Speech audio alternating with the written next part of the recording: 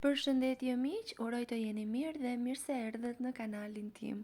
Për ju që më dëgjoni për herë të parë, unë jam Andalina nga sofra ime dhe çdo ditë ndaj me ju receta të cilat i përgatis për familjen time.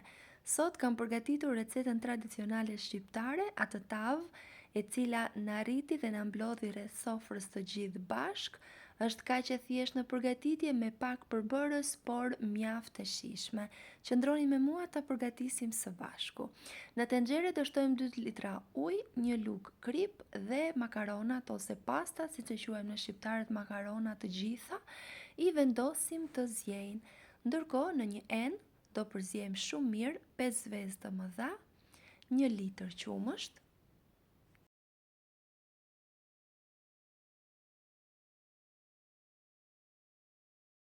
një lugë çaji krip dhe masën do ta përziejmë shumë mirë. Nëse jeni ri në kanalin tim, ju ftoj të hidhni një sy kanalit dhe recetave të mia dhe nëse ju pëlqejnë ato, mos harroni të bëni subscribe dhe të shtypni butonin e ziles, kështu do njoftoheni për çdo recetë të re të postuar. Pasi e kemi përzier masën shumë mirë, do vazhdojmë me 150 gram djath të bardhë, 150 gram djath kaçkavall. Vazhdojmë përzierjen. Ndërkohë, makaronat kanë zier tashmë, i kullojmë shumë mirë dhe i vendosim në tavën e pjekjes, duke i hapur shumë mirë në të gjithë sipërfaqen. Mund të përdorni makaronat çfarëdo lloji që ju preferoni ose ju gjenden në shtëpi. Pasi i kemi vendosur të gjitha në tavë, do shtojmë edhe masën që përgatitëm, duke e hapur shumë mirë me ndihmën e një luge.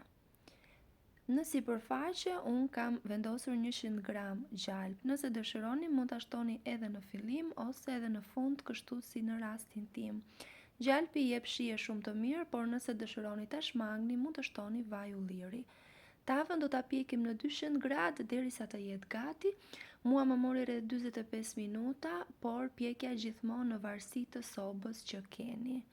Shikoni pak se çfarë ngjyre ka marrë, ka një aromë fantastike. Unë vezët i kisha vezë të freskë të fshatit, të cilat i mora nga në Shqipëri tek mami dhe tek vjera, dhe u bë vërtet fantastike.